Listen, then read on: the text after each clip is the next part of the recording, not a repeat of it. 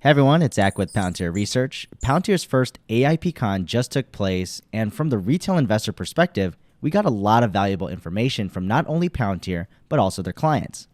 And here are my thoughts on the whole event and what stood out to me the most, but you will see more content coming in the next few days, diving deep into each specific presentation and speaker, and at that end, I'll give my thoughts on how it is for the company and the stock as a whole.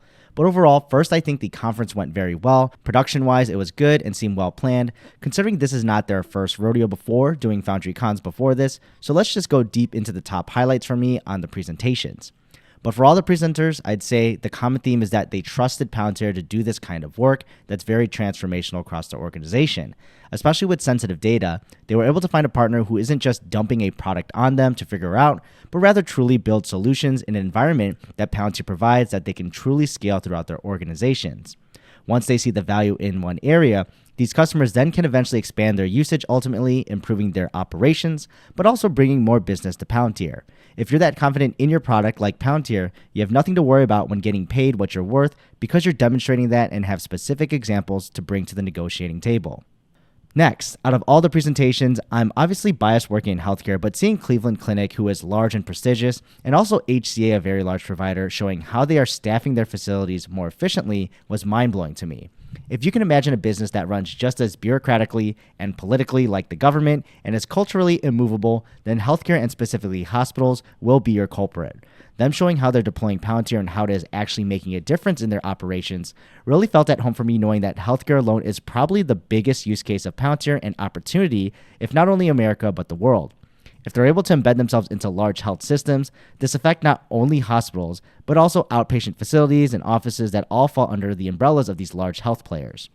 Nursing is probably the low-hanging fruit that a lot of these organizations and healthcare systems try to tackle across the country, because scheduling in an old-school way with paper and feelings is not going to get you far when you have something that's pulling data together for you to ensure you can even plan out your admission beds down to the hour.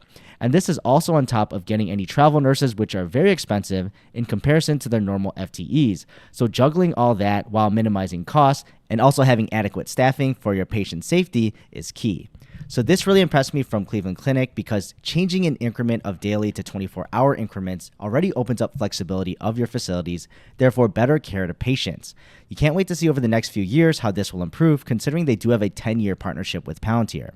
HCA also showing their staffing can be improved by just putting the right system into nursing leadership's hands. The ontology and data accessibility is quote-unquote transformational to them, because they can accurately see the effects of bringing up contracts in addition to their normal FTEs, and then ultimately doing forensic work to see how they can lower nurse turnover by the way they're scheduling folks, because part of the nursing shortage is just being burned out. But actually scheduling people to prevent burnout and meeting your facility's needs is just next level. That's the huge thing with Palantir. You want to take care of your base case first. You want to make sure you're up to speed with everything. But afterwards, like this forensic work, you can almost predict or try to prevent these kind of things. One of the best ways to handle any problem is to prevent it from happening in the first place. So that's kind of what the forensic work is there, if they can prevent burnout. And what I also found impressive was HCA's deployment visualization, showing how quickly they were able to spread Palantir throughout their organization.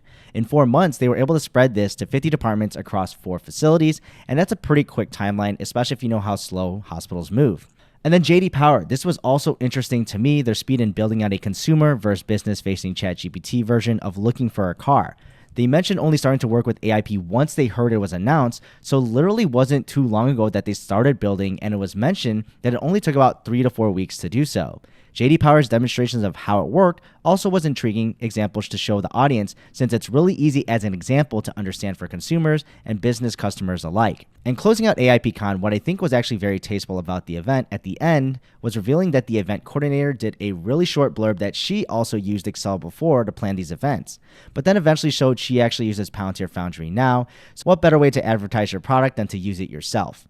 So what this shows me is that the value proposition that Foundry and Palantir's products overall empowers users. And this is technical and non-technical alike. If this person can use this to plan events, but then that's juxtaposed against Jacobs Engineering with fixing water systems to Cleveland Clinic staffing nurses, it's quite a compelling case to show all of these examples side by side in the same event. Now, for Palantir's business, this is big because the potential and current customers can see how other related industries are using their product. some before and after results that can entice other customers to jump on. This also helps swallow the expensive price of Palantir too, in a sense, because they can make a justification that they need to keep up with the competition to ensure they don't fall behind.